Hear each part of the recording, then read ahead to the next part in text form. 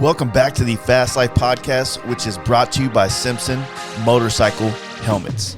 Simpson is known for their iconic and aggressive style, which has always stood out amongst other helmets.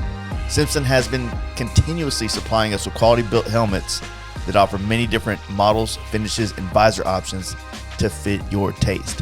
Head on over to simpsonmotorcyclehelmets.com to see what all they have for you, and don't forget to follow these guys on Instagram at Simpson Motorcycle Helmets.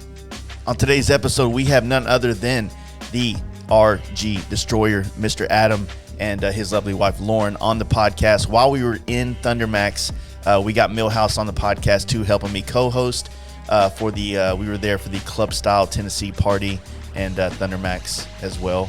I guess that's how you'd say it. Anyway, I had a great time talking with him. Finally had him on the podcast. Met this dude at the Down South Campout 1 and finally put a face to an Instagram account. And he's been an awesome guy and friend to know ever since, his wife as well. Here he is. Let's do these, what are those things called? Sponsors. Yeah, let's do these sponsors real quick, and then we're going to jump right into this episode.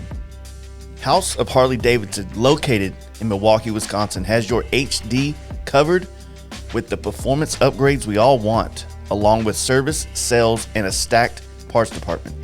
Head on over to houseofharley.com where you can order the parts you need for your bike, along with all the best gear and clothing available. Drop the Fast Life offer code to save yourself 13% on your online purchases, and give these guys a follow at House of Harley on Instagram.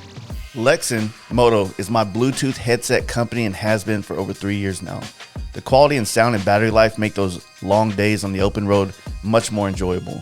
Their latest headset, the G16, is designed to make group rides much better with a 16-rider comm system, Bluetooth 5.0 music sharing, and fast USB-C charging.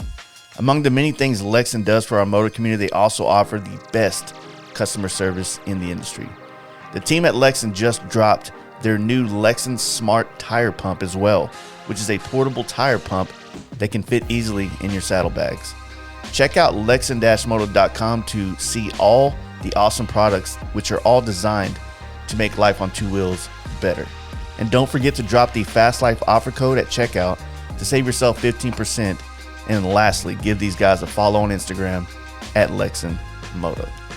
Thundermax and their ECM computers are designed to provide your EFI-equipped Harley Davidson with the most advanced auto tuning on the market.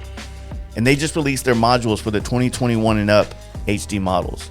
A Thundermax ECM eliminates tuning hassles when upgrading your exhaust or air cleaner, or when adding a cam or big bore kit.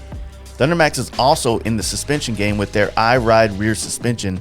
This is a performance air ride which gives you the ability to adjust many aspects from the handlebar mounted touchscreen. This rear suspension is the best of both worlds. Check out these products at shoptmax.com and use offer code FASTLIFE to save yourself 10% off, and follow Thundermax EFI on Instagram. I have been riding with Lucky Dave's seats and handlebars on almost all my bikes since 2016, and I'm happy to announce their partnership with us here at the Fast Life podcast. Their seats have always been the perfect fit for my ass, and with that trademark styling that I have come to love from the LD brand. Lucky Dave's also has some of the most dope handlebar options, from their classic San Diego bar to their Peacemaker bar and riser combos. They got what you need. I'm personally running the Peacemaker bars on both my T-Sport and Bagger. Head on over to luckydaves.com to check out all of their options for your HD and grab yourself some swag while you're there. And lastly, give my guys a follow on Instagram at Lucky Daves.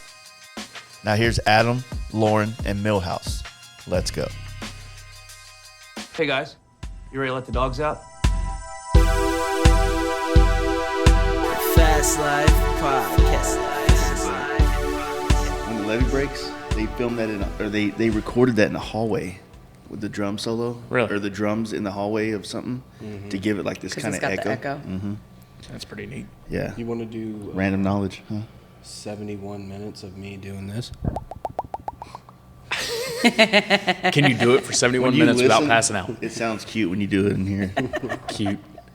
Well, he is cute. He's very You cute. get ASMR, that's what it is. Ass to mouth, what? Or ATM. ASMR. ASMR. I don't know what that stands for, but I see the videos all the time. They have ASMR videos for like literally everything though. Yeah. What does the ASMR stand for? It'd be like, it's audio sensory something, but you'll have people like doing this. Oh, You know what I'm talking about? And then Autonomous sensory meridian I response. forgot you were big into that. Yeah. Dude, people are fucking weird, man. Yeah. Yes. Why can't they just jerk off like adults? They have like ASMR of like people cooking or people doing your nails and like different points of view. So it Yeah. like makes you think that you're getting your nails done. It's weird. Yeah, it is weird. I'm not into any of that stuff yet.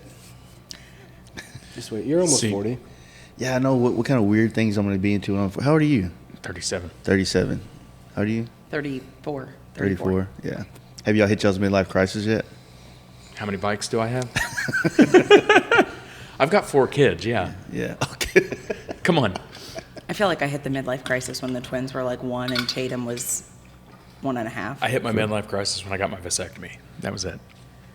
Needed to happen. On though, the right? on the way there, Oh my God, yeah. On the way there, he literally like had a full-blown mental breakdown Yeah. because he had said like, you know, he wanted like however many kids he had said, and I we wanted to had- be done by when I was 30. he wanted to be 100% done by the time he was 30, and he wanted like 4 or 5 kids, but we had tried for like 4.5 years before we had Tatum. So to go from trying for 4 years to like getting a vasectomy in, 18 months later, but there was 3 kids in that time. Idiots. So on the way, I had given him like a Valium because the doctor told him to take one like before he got there, and he literally was like hyperventilating. He was Higher than a kite. I don't freaking handle out. being high well. Yeah. Told me he didn't think he wanted to have it done. How did he know if he didn't want any more? And I was like, well, if you want more kids, you're gonna have to find a new wife, like, because I'm out. Yeah. But yeah, he had a full blown meltdown on the way there. It was really funny. You wanted more? No. No, I But was just in high and case. freaking out. Yeah, just in case though. Right. Well, that's what's funny because I feel like the more I'm about to be 40 in like 2 weeks, right?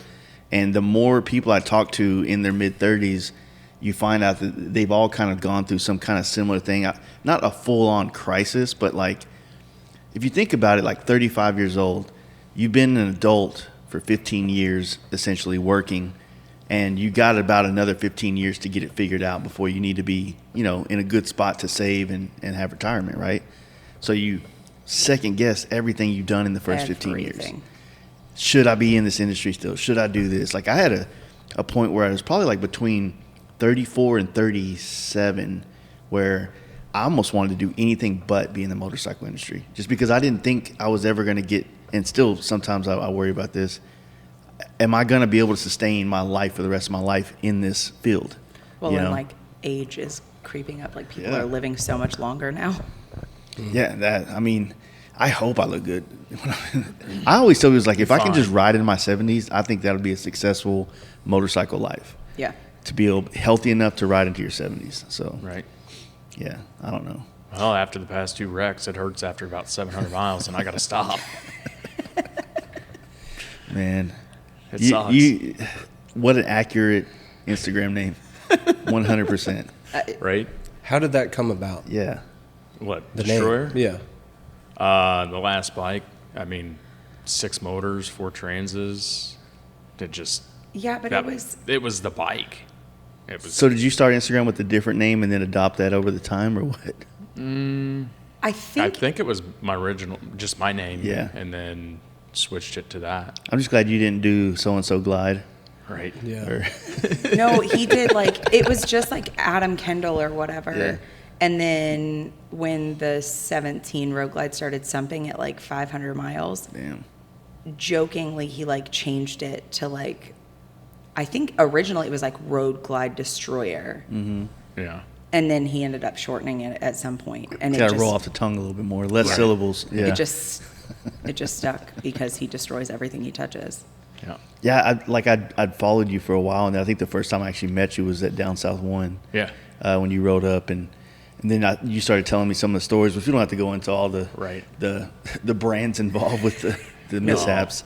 But there's no point in bringing in yeah. brands But unless it's they're just- good ones. whoa. They just the stories, man. It was crazy. Like But then it's like, okay, Sturgis last year, you're in the romper, right?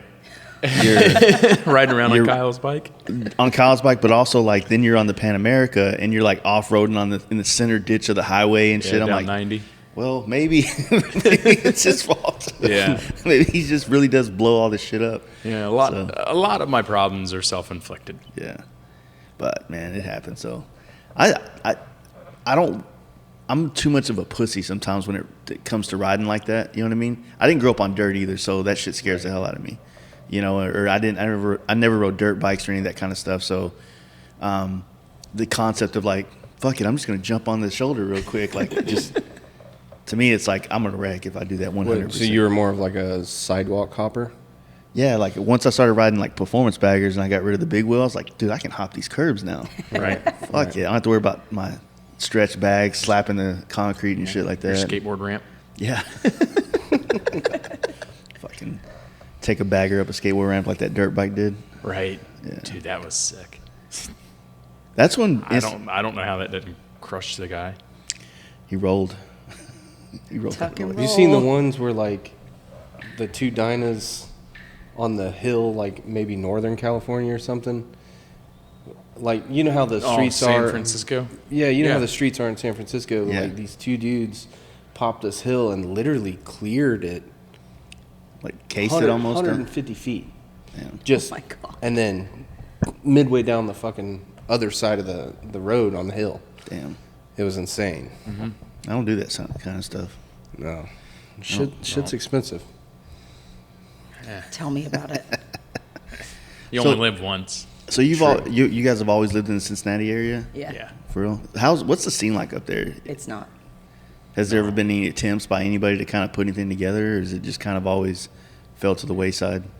Because I mean, you guys are like known by a lot of the whole like this side of the country real well, right? Yeah. Friends all over the place and stuff like that. Yeah. So, you know, and Cincinnati's not a small town, and you're kind of close to Louisville. Is it Louisville? Louisville.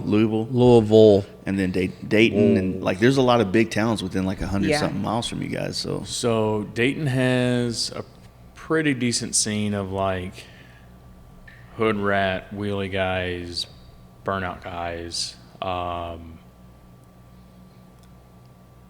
Lexington, you've got the 859 guys, Gang Green Glide, and Whitey just righty. Whitey Just Righty. But as far as a group of guys, no, not really. Yeah. We all travel, and I mean, we hang out with people from New York, from Virginia Beach, all the way. Yeah, Virginia Beach, Yeah. Pennsylvania, like, Yeah. and we all get together so often that like, especially with us having 4 kids, like we just only have so much time. Yeah, yeah. right. That makes sense because, like I said, I've always, you know, ran into people that knew you guys and blah blah blah, and then Yeah. like we stayed at y'all's house a couple of years ago. Seems Right. it was last year, right? That No, it was like it's 2 years. 2 or 3, yeah. I think it was last year When you because did last your year we went East to Coast Maine. ride. Was Last it last summer. year? Oh yeah, Did you? okay. Yeah. I was thinking trip wise, but yeah, Yeah. I guess you guys have just done the Pacific Northwest since Yeah. then. Yeah. Yeah, it was. I don't know this whole. How do you think all you guys started? Like, how did you all link up with everybody? Instagram. Instagram. We did, I want to say it was Steve's camp out in Michigan. Mm-hmm. And Up then north? PA camp out. The PA one was more of an invite only kind of Yeah. deal. The first, I think like the first year was more invite only, and they definitely tried to make it more like open. But it's in such like a specific little like location, and there's just only so much room Yeah. it was a friend's hunting cabin. that it was kind of like the same group came back, and it was super fun. But that was the first year when we went to the PA camp out the first time was when I met like Chelsea and Camille. Like Camille's petrosexual, and Sketchy Glide was there, and Yeah. Sam Weber, Sam Webba. Aunt Nanny. Yeah, I mean, there was a group that's- of probably 30 people that showed up. Yeah, that's really the Maybe first 20? time that like we met them and like really hung out, because Yeah. there was no like events. It was literally just campfire, tents, Yeah. hang out, like we can all go ride. There's like there's some nice riding out there, and this really cool like bridge that you can like walk across or whatever. Old train bridge that a tornado took out. Yeah, we got tornadoes up in Pennsylvania. Yeah. Apparently. But that's where like that was the first time that we really like met and got to hang out, and it just kind of went from there. We, like when the whole camp out thing started, it seemed like it was a good opportunity for people to meet each other outside of the bigger events like the Laconias and Sturgis, because Yep. I haven't been to Laconia, but you guys can attest. It's probably like linking up with people is kind of hard sometimes because there's so much going on and everybody has their own agenda, and trying to get everybody together to do one thing is And hard. it's all spread out. You've got Yeah. stuff at the dealerships. You've got stuff at like the vendor areas. You've got, and it's all like, just like in Daytona, you've got like the Speedway and Rossmeyer and everything's spread out. So trying to meet up with people, you feel like you're just constantly chasing your tail. And yeah, so all the smaller events that's popped up over the last 5 years have helped create these more smaller communities that then when you go to Laconia, you're rooming up with all these guys, and Right. it's easier to kind of have that connectivity and stuff like that. Yeah, so Laconia, I think my first Laconia was either 5 or 6 years ago. And I linked up with, it was me and a guy from Cincinnati, that Andy, that runs Performance Baggers. We linked up with a guy in Cleveland, Billy, and then we mobbed out to New Hampshire and met up with the MTS guys and a bunch of people in New Hampshire, and then we met a ton of people in Laconia and rode all the roads, and we only did a short week or long weekend, I guess, and then rode back. The next year we went and did a full week and met so many people and rode out with Charlie, Rock, and Steve. Was that the year that Steve hit the deer and all that shit? No, that was the third year. Okay. The first year we rode out with Steve and Charlie. That was the first time he had met Steve and Charlie. Was the first year we met Steve and Charlie. Charlie's bike ate a stator in Cleveland, so we had to wait there. My bike ate a tire in Corning, New York, so I met Todd at Crystal City, which ended up being a great contact. And then the whole time we were in Laconia, we met just mounds and mounds of people up there. So we try to make that event every year. Yeah, we're still working on our plans for this year on our big trip, because we usually do it in June. Right. But I think this year Midwest is this year. We got to do all the Midwest states together, like Indiana, Illinois, Missouri, Iowa, Minnesota, Michigan. Just skip right over Iowa. All your flyover states. Yeah, pretty much. But I mean, I haven't ridden my last 3 states is North Dakota, Minnesota, and Iowa, and then I'm 48. Sorry. Me and Iowa aren't friends. Yeah. That's where this year. Well, that's Last where year. last year yeah. on the Okay, way to that's right. Sturgis, that's where like the truck decided to yeet itself. Call you. What kind of truck was it? Ford. Yeah. Ford Destroyer. Yeah. Yeah. That sounds like an actual truck they'd make. Introducing the all-new Ford F-250 Destroyer. Fuck yeah. And it's got to be a wrestler announcing it, like Right. snip it No, to they'll a just Slim make it Jim. electric, so you only get 30 miles to range. To a charge. But yeah, so that's the plan next year, and we're trying to figure out how, because it's so much shorter distance than Maine was and Washington was. Right. That doing it in 2 weeks, I feel like we're gonna be twirling our thumbs a lot. You know what I mean? And so we thought about maybe piggybacking off Sturgis, like go to Sturgis first, then hit North Dakota and zigzag around, and then come home. Where's the world's largest ball of yarn? You got to hit that up. Like the Isn't that in like Kansas? so it's got to be somewhere. Iowa, in those probably some stupid shit in I was states. thinking Illinois, but it's probably Yeah. But we want to do the UP and all that shit, and the Wisconsin Dells and all that kind of mess. It could be fun to see all that shit. Yeah. So. The Dells are cool. I really enjoy up that way. Yeah. I hear Michigan's Dude, super when rad. I went to Michigan, I had fun. The Yeah. UP is really nice. Yeah. It's just a crapshoot on the weather. Yeah, Well, same thing in Ohio, though. for real. Yeah. But the riding up and around northern Michigan, and even around like Rapid City, it's awesome. And see, the other thing we have to hit as a group is West Virginia, because when we chose to come stay with you guys, we skipped it. You skipped West Virginia. And so you have this one lone state. One lone state that's, I mean, it's on the way to shit, but there's no major highways that go through it. Right. So it's like The weather kind of dicks you on that too. Yeah. Because the goal was going to be to stay in Pittsburgh. Yeah. Or have lunch in Pittsburgh and stay somewhere in West Virginia, then Nashville the next day. Right. So we still got rained on like a motherfucker. Yeah. Now, to do West Virginia, I mean, there's so many good roads down in West Virginia that, or I guess up in West Virginia for you, but that it's worth going there when the weather's nice. Mm-hmm. So Usually in the middle of the year though, right? Like summertime. Yeah. It's good. Yeah, 100%. Because once hurricane season starts, I thought hurricane season was over. Hurricane season was over. That's a Pineapple Express joke that nobody ever gets. I got you, dog. Thank you.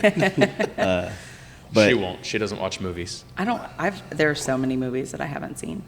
yeah, that's Like pretty much any movie that you mentioned, like I probably have not seen it. you can find out whether or not you have a best male friend based on your knowledge of movie quotes. Like if you can quote back and forth some Step Brothers or some Talladega Nights with each other, like, did we just become best friends? Yep. Yep. You want to go do karate in the garage? Yep. So it's like those kind of things. Just for men, we don't. I think men have a problem doing small talk sometimes, so we fill it with shit like that. That's fair. You know what I mean? We don't, as a general rule, have an issue with small talk or talk in general. Yeah. Y'all really expose your feelings in the household and just Who else? No. We're very quiet. You just go in the house and sit there. Stare at each other. I just work all the Yeah, time. Adam's never home. Yeah. It works out. AC guy, right? Yeah. Yeah. Well, it's a demand. It's a high demand that robots are not going to replace anytime soon. I hope not. God, me too, because then I'd have to go back and work. Yeah. I hope One so. of my best friends does ACs for a living, and he just inherited his dad's company. His father passed away, and man, it's just like he comes to the shop and we talk. He tells me like now that he's completely running the business and just how in demand it is, and he's just a one man show. Yeah. You know what I'm saying? And he also wires houses too for a lot of these guys. Nice. So it's like this, just overwhelming. You know what I mean? It just doesn't stop. All the shit that he didn't see before. Yeah. He did a lot of this stuff. Like his dad kind of had him doing a lot of things, but it's all the financial side of things that he's having to Figure out. chase money down, chase, builders. And, man, once you kind of unveil that curtain in like new homes and things and just how many like builders are just corrupt and crooked as fuck. Like I've heard so many horror stories of people just getting fucked out maybe not hundreds, but 20, 30, 40 grand on like new home builds and stuff like And that. for a little company, Yeah. it hurts. Yeah, that could end the company real quick. But I mean, when the money's good though, the money's fucking good, you know. Right. But Say it's the little jobs that keep the little companies afloat. yeah. Until those big jobs pay out. So Yeah, I mean, do you get the heat bad enough to where people are freaking out when they finally cut the AC on and it's not? surprisingly enough, people will go without heat longer than they'll go without air conditioning. Yeah. Now, True. and I mean, I can understand it in Texas where it's 100 degrees and Yeah. it's like a furnace all the time. Wet. Right. Wet hot. So, like our area, we float in the upper 80s, low 90s in the summer, but we'll get down in the teens in the winter. Yeah. Sometimes we'll get in the single digits. But people roll with that in the winter. Yeah. And it's You have a lot of furnaces though, like people that have like fireplaces, furnaces type things in the house. I mean, basements and shit like that. most our furnaces are natural gas. Okay. But we've got oil, we've got water source heat pumps, we've got You got to fuck with all that stuff, right? Yeah. He stays just as busy in Boilers. the winter as he does in the summer. Yeah.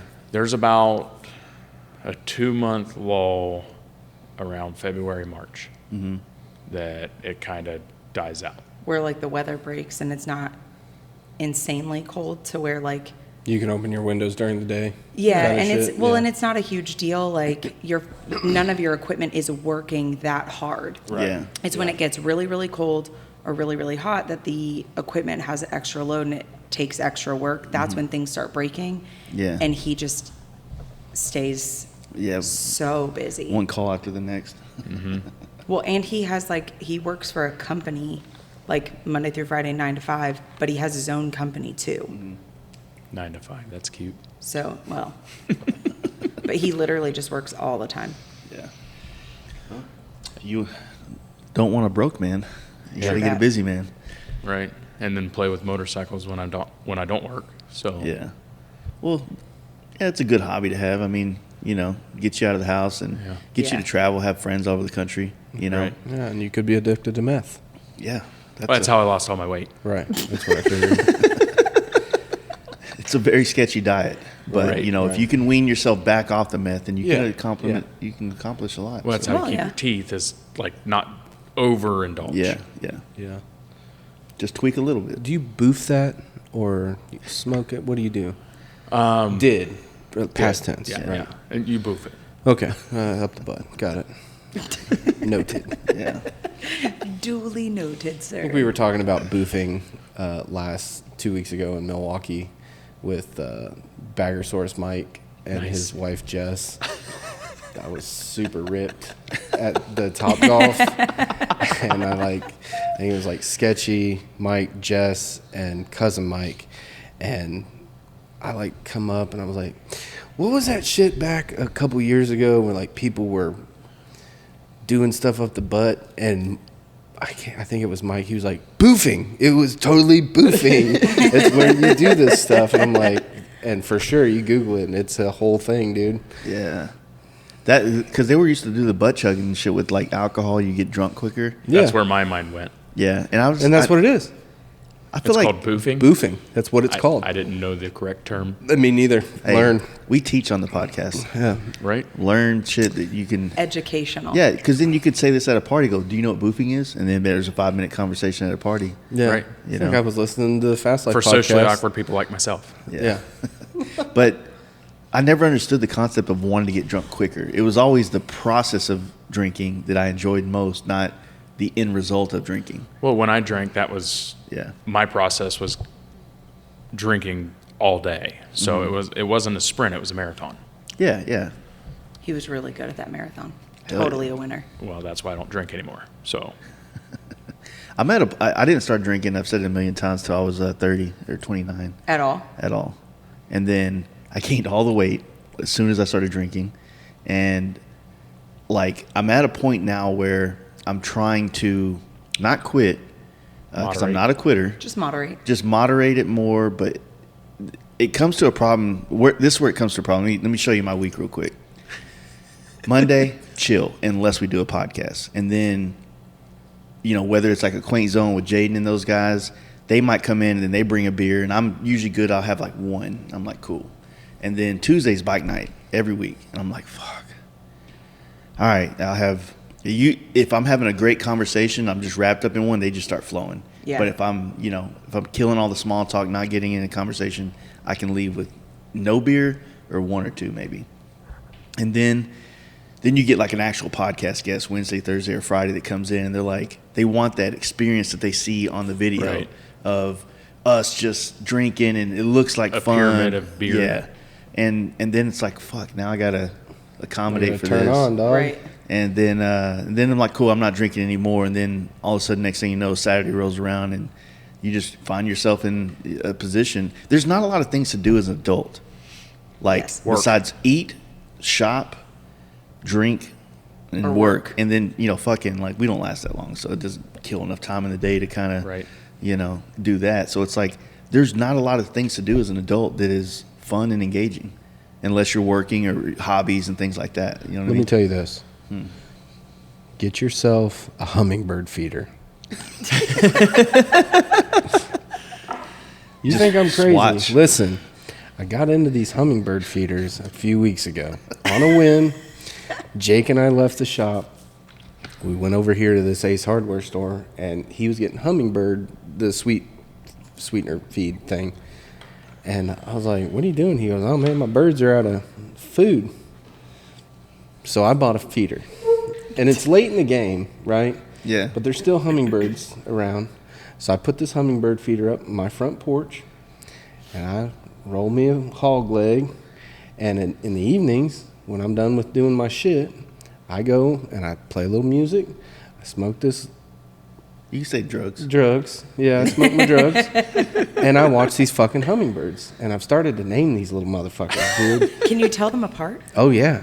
And they've got different, I know it's weird. Do they talk Like personalities? No, well, they've got, yeah, like, it's kind of a personality thing, but, you know, like I named one Tyrone after my best friend. Yeah.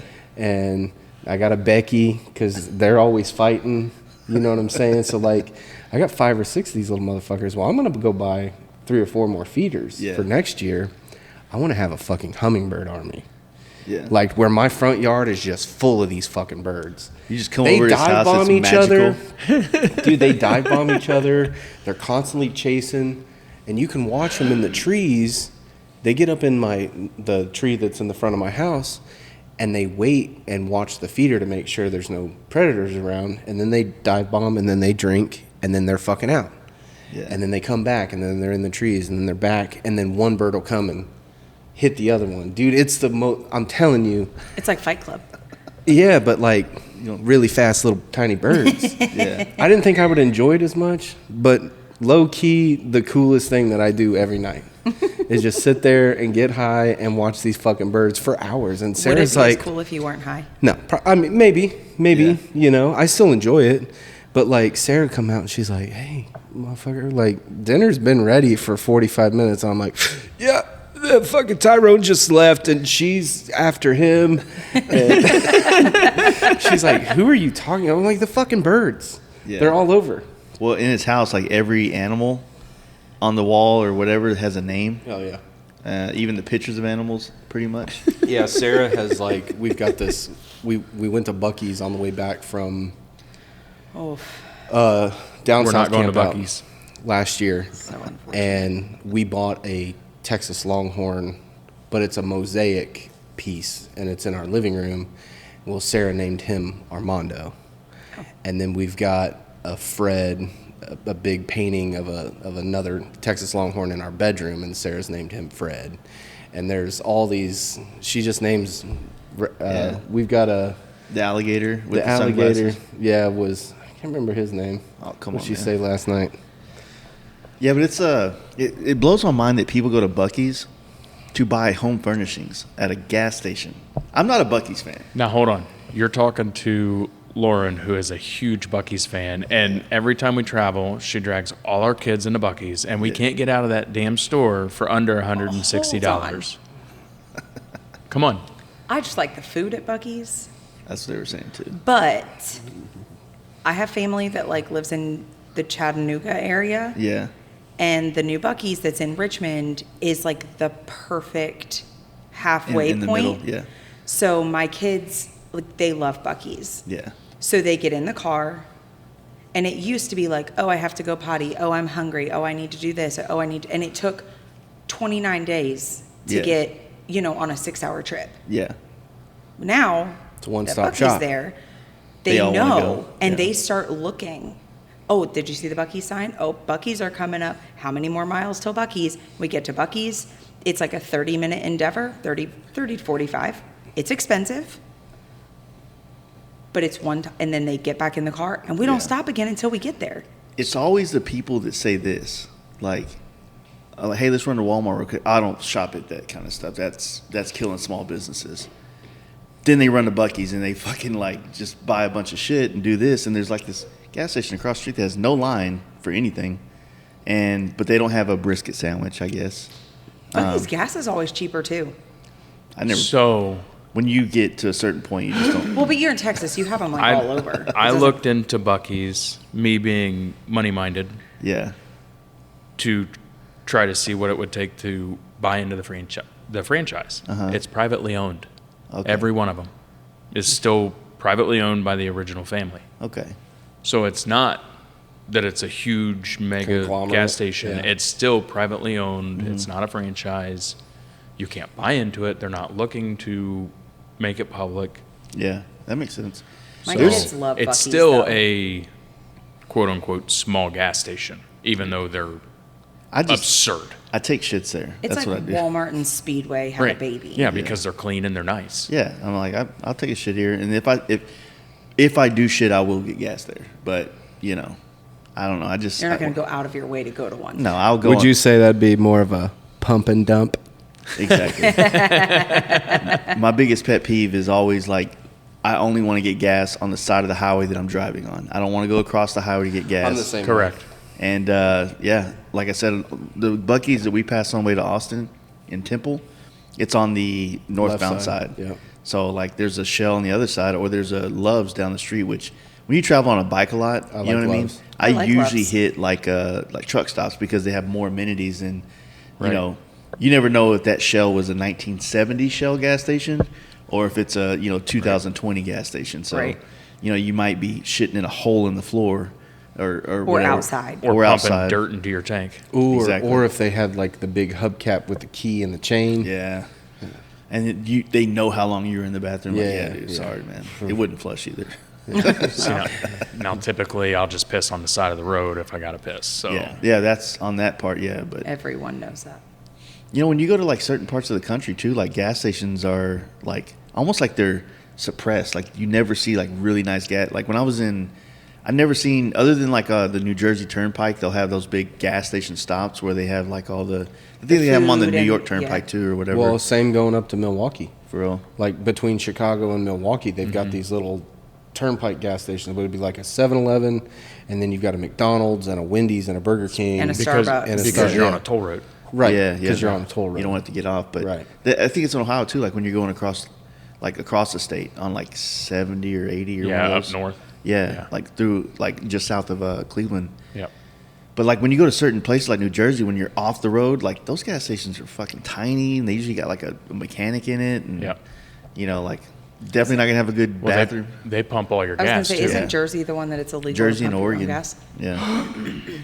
I forgot Oregon was like that, and then we were up there, and someone tried to run up, and I was like, dude, I got it, man. I'll just here, You're not pumping my gas. Sorry. Yeah, you're gonna fuck around and get gas over my tank. Let me Right. do it. It's like me mad at myself. Not that I care that there's gas on my tank, but I'm gonna do it myself. Yeah, but no, it's I don't know. Truck stops is the way to go when you travel for sure. I would agree. Yeah. I like the Loves where they've got, you get 5 hard-boiled eggs. And then a cup station of eggs, dude. And Come on. get a cup of. It's better than gas station sushi, Well, get you're a- not wrong. right? I But don't it's like still eggs. not right. Get Fuck a you cup. eating that shit at gas stations. Well, I get eggs and for protein, and then you do a little fruit cup. Hence the stories of him shitting on people riding in Thunderbox Yeah. It was just my wife. or Jake. Yeah. No, I didn't fart the whole time. Dude, hard-boiled egg farts are from a gas station. Some of the worst. I did that one time, and it was a bad idea. On the way to Sturgis, I was like, let me get some protein. Same shit he just said. Next town, everything's 30 miles apart in Texas on the roads. Next town, 30 miles away, bam, in the bathroom, shitting my brains out. Because I got eggs, like the hard-boiled eggs, and then beef jerky. It was a bad. Should have got a banana. Should have got Yeah. the cheese and beef stick. Yeah, it was like, They've been sitting there for Right? weeks. It's all right. when you even pick those eggs up, you don't feel like you feel like they've been sitting there for a very long time, like you just said. And I don't know. Early morning love stop, gas up. yeah, they need to put dates on them. That way, like I this think or they do. times. Oh yeah, Like times, like this was brewed at this time. Shelf Brewed. life. Yeah, I like going into the Love's gas stations where the truck drivers are washing their feet in the sinks because they won't pay for the showers. That's weird. Ew, is that a thing? Yeah, Yeah. that's a thing. yeah. Oh, gross. see, the girl bathrooms. Justin Kelly posted a video on his big trip this Yeah. last time. I love him. Me too. Like dearly. We were talking about him this morning. Much love. But he had said the same thing. He's like, hey, goddamn motherfuckers. I just watched that cocksucker wash his feet in the sink. He's like, who fucking does that? We don't get that in the girls' bathroom. And I'm okay with it. There's not that many women truck drivers. There's quite a few, but not that type. I was going to say, I feel like the girls would just pay to shower. Yeah, It yeah. can't be that expensive. I It's mean, like I don't know. $10, $15. Just to be able to have a. Have you ever done that? Yeah, on bike trips. Yeah, For Yeah. how long? I think they give you like 20, 30 minutes. yeah. And then they come usually in. have a bathroom in there too sometimes. Like a Yeah, shower so it'd where you be You get longer to shower at a truck stop than you do in the roach coach. All right, fair enough.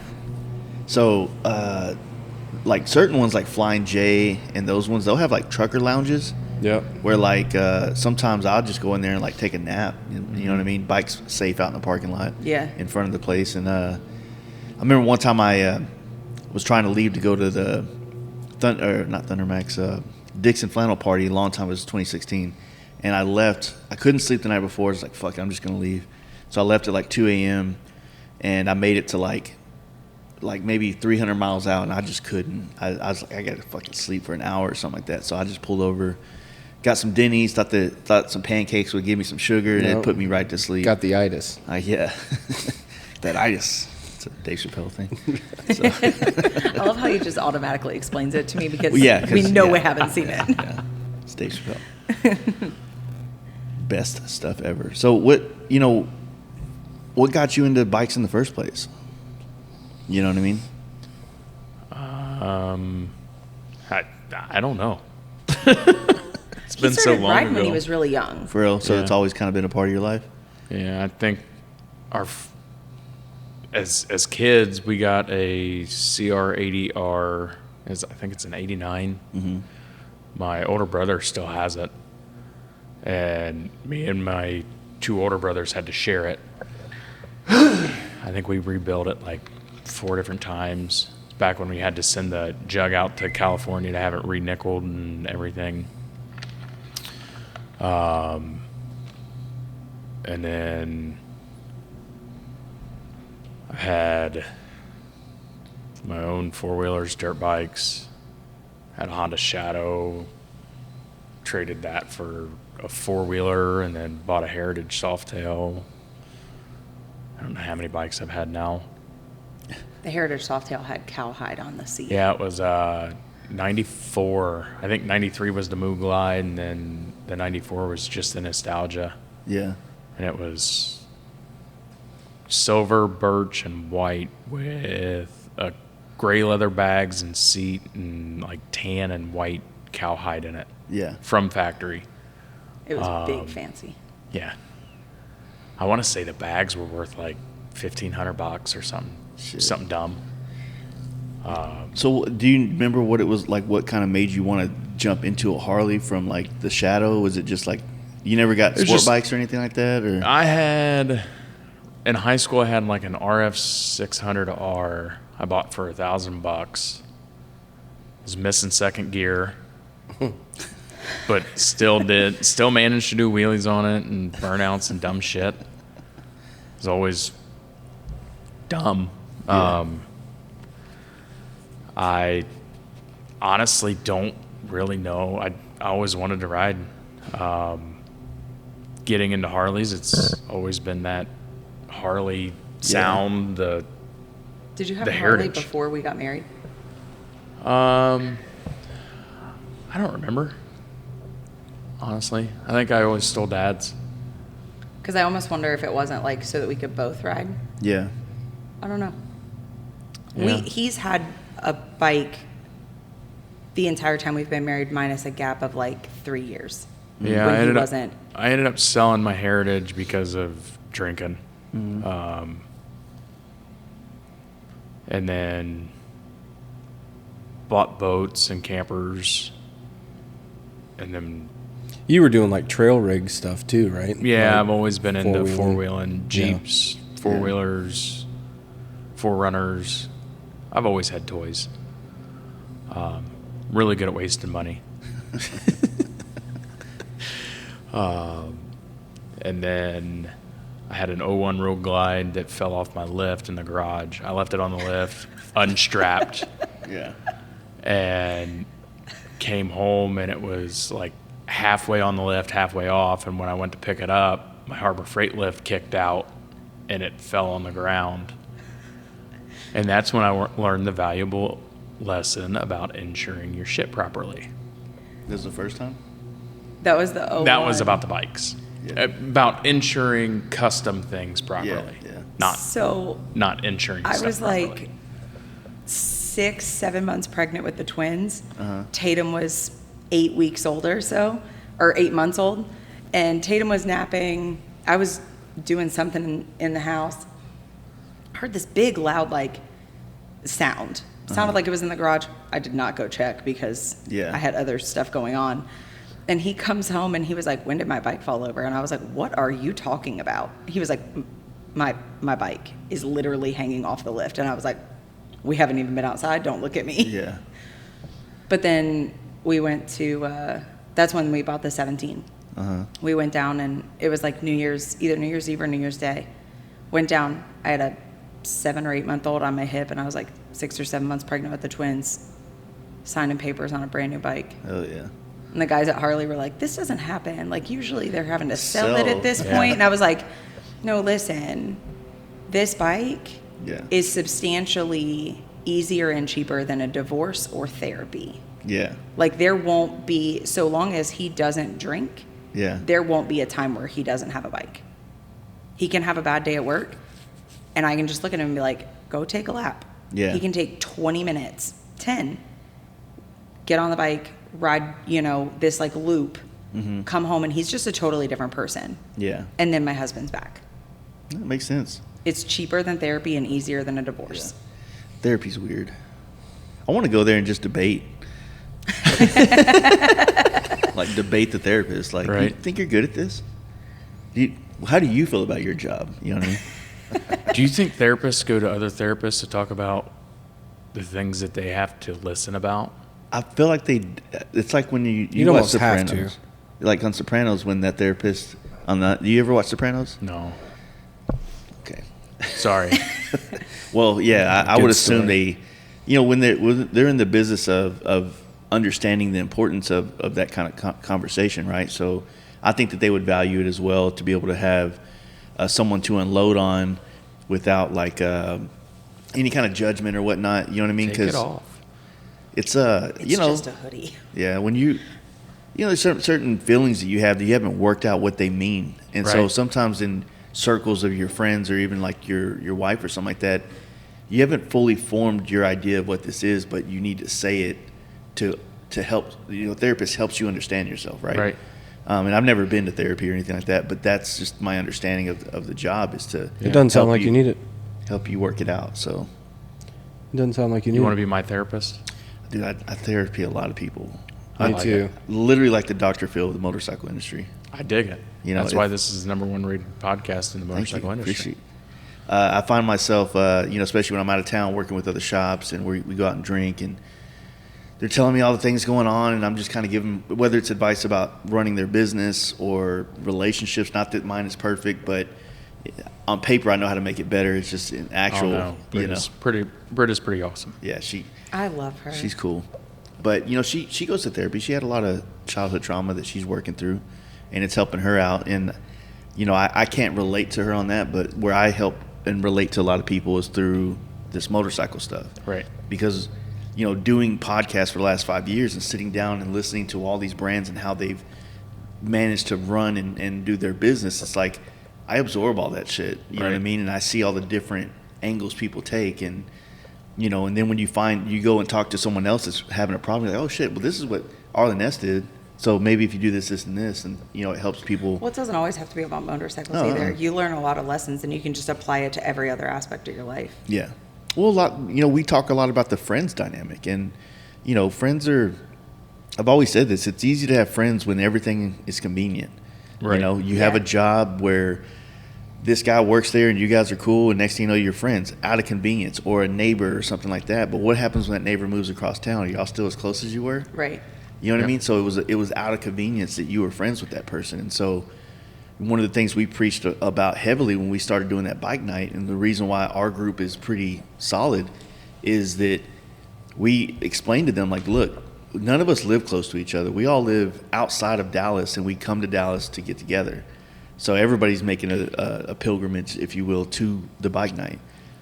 But those times I don't want to go because I don't feel like going there tonight or whatever. I know that my job as their friend is to be there for them, because that's their therapy, to go sit around us and talk shit about their job or work out some whatever ideas or anything. So making, you know what I mean? Like Yeah. sacrificing, maybe I don't want to be there tonight, but I have friends that are going to be there and I want to be there for them. Usually those nights that you like really don't want to go, at least for me, Yeah. the nights that I really don't want to go out, or I really don't want to go here, end up being like the most fun. Yeah. Or the nights you need to go. Yeah.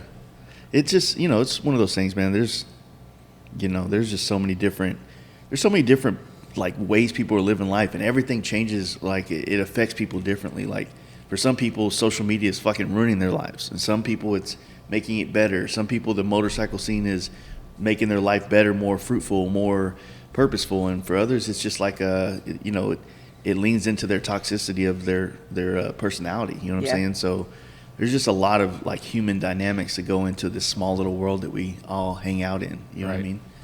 And some of them are easy to kind of see and notice, and some of them are like, you're a complex human. You are an anomaly. You are a lot. Right. I'm gonna watch this one out and take notes on this one, see how this one plays out. So I don't know, it's fun. But yeah, therapy, fuck that. No, therapy, I'm sure it works for people that need it. And then a lot of people don't have friends. That's the weirdest thing that I try to like explain to certain people is like, maybe why our podcast has done well is because when those guys in the middle of nowhere America are into the kind of stuff that we're into, but they just don't have anybody around, and they might not be able to go travel the way that you guys have and we have, Yeah. So their connection to this world is through a podcast and shit like that, Yeah. Sorry if that guy's listening right now and he's like, I guess I'll go kill myself now. Yeah, I'll just go fuck myself. I guess. Don't do that. There's numbers for that. Yeah, don't do that. Good times. But yeah, I don't know. We're lucky, man. I think that right now we're living in probably one of the funnest times in motorcycles. We're all at a similar age where we were able to use social media to our advantage to meet people when social media was still social, and now it's like a lot of that's changing. Now it's all about it's just media now basically. Right. Well, it's numbers and equations Yeah. and trying to figure out what works and what doesn't, Right. But I think a lot of us have been somewhat established, right? And have kind of figured it out prior to all of that, right? So it makes sense that you kind of keep your core, and then obviously you're going to have people that trickle in or whatever, and if it works, it works. If it doesn't, hey man, cool. It was fun.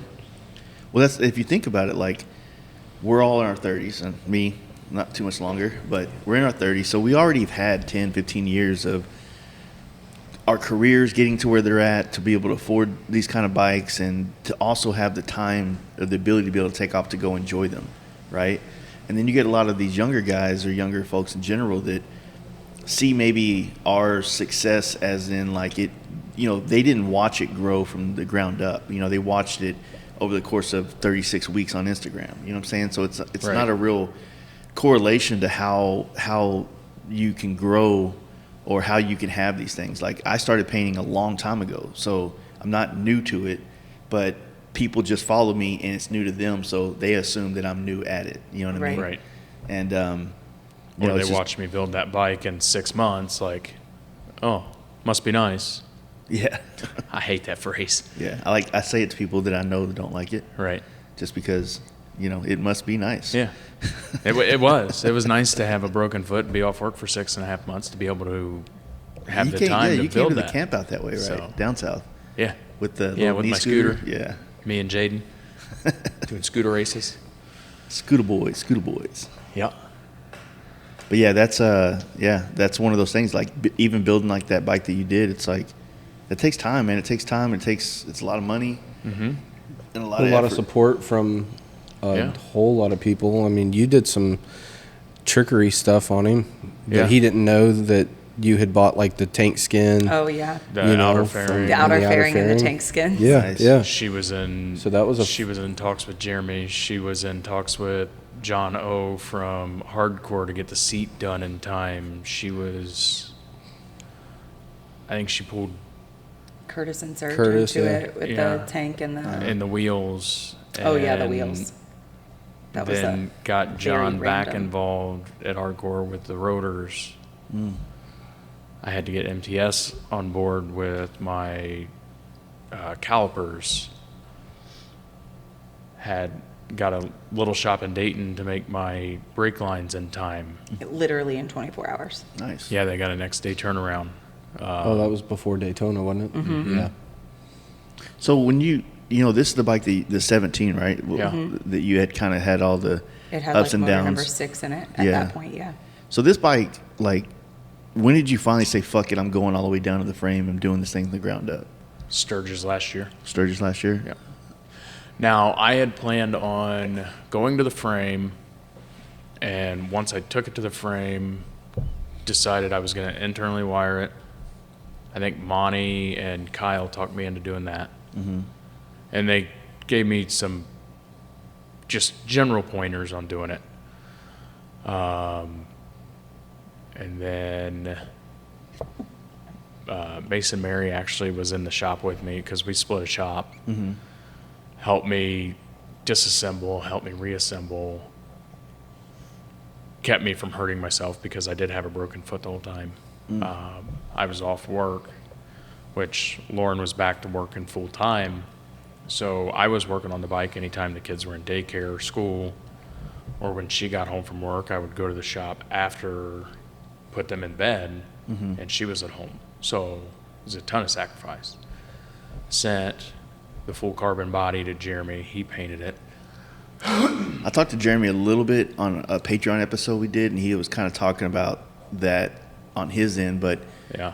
that was basically like you threw him a couple ideas of like, Gave him basic colors, told him I wanted to chop the carbon bags and The rear fender. the rear fender and what I wanted out of the tank. And Henry at Steadfast did the tank for me, or for me. Gave him kind of free rein on the tank as long as there was no sharp edges. It was all hand rolled. So he did the tank. Jeremy and I went back and forth with Lauren on the paint as far as colors went and design, and I couldn't ask for better. Yeah. He loves asymmetrical stuff. Yeah. So Yeah. anytime he gets the opportunity to do that, he's all over it. And I mean, we kind of went back and forth, and at the deciding factor, it's like, you know what, just Do what you do. you got the colors, do what you do. I was like, I really don't care. It's like, because I absolutely love Lucky number 6. Yeah. His bike is perfect. If he were to ever repaint it, I would almost try to buy his 10 set. Yeah. That's the way to do it anyway. I mean, like I wouldn't, especially when it's all over Paint the over. carbon like that, because, you just have to sand it off and start over. But it's like me. I sold my last paint set that I had. I'm probably going to sell the one I have now, too, in a couple of months just to change it Do up. something new. Yeah, it's like it's either I'll sell the bike all or I'll sell that 10 set and paint another one. Right. Because we're trying to make content all the time. Yep. And it's like when the paint job is the same, it just kind of gets hoard out, if you Yep. will. But no, like I agree, his paint job is very unique in the colors and the flow Right. and the style. And when he came out with that, it was pretty badass. And it's 100% him. Yeah. So, and his style, in my mind, but I mean, he's so all over the place that he doesn't really have a set Yeah, style. It sucks to say it that way, but I mean, it is the truth. I mean, he's very versed in so many different areas of custom paint that, buckling down and focusing in one area is probably, I don't think he has the mind for that. No, Like he's too everywhere. like you have a certain style. Yeah. Poland has a style. Jeremy's got ADD. Exactly. So, that's the Jeremy- best way to put it. So like while he was painting the Destroyer, he called one night, and I think he had the like big lines all on it, and he was working on like more like detailed stuff. 12 He pack of Red calls Bull in. us at like 11 p.m. FaceTimes us. And as soon as we answer, he has a Red Bull in his hand. His hair is literally sticking straight out like he's stuck his hand in a light socket. I think it was later than that, but And he goes, and I was like, Jeremy, what are you doing? And he was like, I've been up since 6 a.m. I've got like 6 Red Bulls and I've got German metal playing in the background. Let's go. He was like, how do you feel about lime green? And I was like, do what you do, bub. And he pulls a paint tube out and he lays it against the paint. And he's like, what do you think? I was like, I love it. Yeah. Just go with it.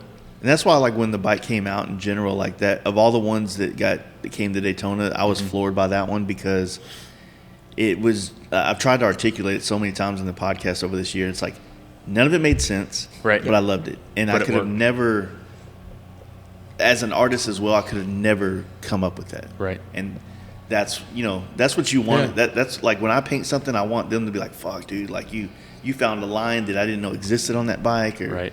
That's what you want. And so he got what I'd like to get out of people, out of me, with that paint job. I think. Nothing should have worked, but it did. Yeah. And it was perfect. And then I destroyed it. Unfortunately. R.I.P. Yeah. Yeah. I mean, I've got parts hanging in the garage. And then the guy out in California sent me videos of it running the other day. Yeah, so I saw the post about that. We've literally, we've messaged him like, will you please sell us the tank? Like, I'll buy it. I'll buy you a new tank. Yeah. I'll send him the black and gold tank I have sitting on the garage. Yeah. That I wasn't getting rid of. But I have talked to him multiple times. He didn't do any inspections. He just threw a fairing on it, lights, and he's like, it runs. I said, I knew it would run. Mm-hmm. Like, I never started after I wrecked it. Didn't care to. Yeah. In my mind, that bike needed to go away. Yeah, just bad vibes on that thing. The estimated damage was like 69 grand from Tobacco Road.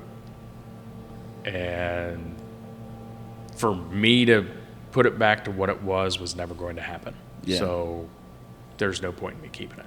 Yeah. And so basically it just went through the insurance channels and then they ended up it just needed to go. Like, that bike needed to die before it killed him. That makes sense. She's had her demons and she's been a bitch since the day we got her. It's just. What was the name of that video, that movie back in the 80s? Christine. Yeah, Red car? Yeah, you had the fucking Christine. Right. That's a good one.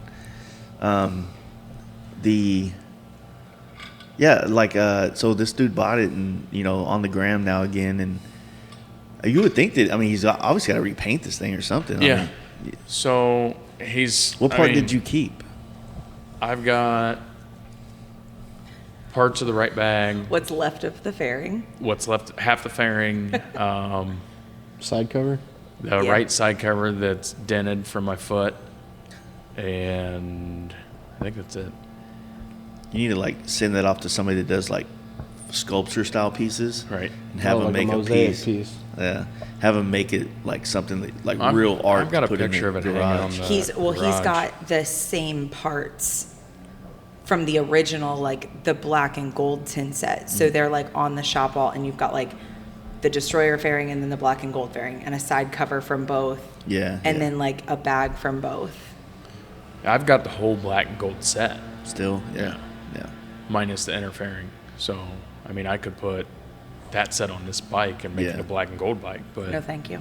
Yeah, I'm out. Nothing from that bike goes onto this bike. No. The only thing that's on that bike is the seat. The seat, yeah. So, and that was only on there for, what, Did 100 you miles? sage it before you put it on? Funny thing you asked. The bike was saged in Arizona. Real life. Yeah. But that's just. How many bells you got on there? On this one? None. When you go bell shopping for this dude. Yeah. Everybody send Adam a bell for his bike. Yeah. Be much appreciated. I'll put every one of them on. Oh, you'd be like one of those that Iraqi would be jingle so trucks. funny, yeah. Be louder than the exhaust. The entire underneath of the bike, nothing but bells. Yeah, like dingleberries hanging down. It's the bell farm. Santa? No. So, that's. Did you get hurt off of this one, off this wreck, or? I got 5 stitches in my shin. Okay. How? Yeah. I think the only reason he stayed on the bike was because he had that driver's backrest with the Saddleman road sofa. He got the driver's backrest. That's the only reason it kept him on the bike. Like I don't think there's anything that you could convince me of otherwise. Yeah. I need to get a seat like that just to let my wife ride more because she doesn't like riding much. Okay, yeah, that looks cool. I never one time sat on the Destroyer once it was done. For real? No. Yeah, I only rode it 6 times. I was super bummed. I like the pictures that, was it 494 Digital? Yeah. Like when y'all did that shoot on that, I thought that was pretty badass. Yeah. And then, of course, there's the At the wheelie Performance right Warehouse. afterwards. That's just a power wheelie. Just the power wheelie, yeah.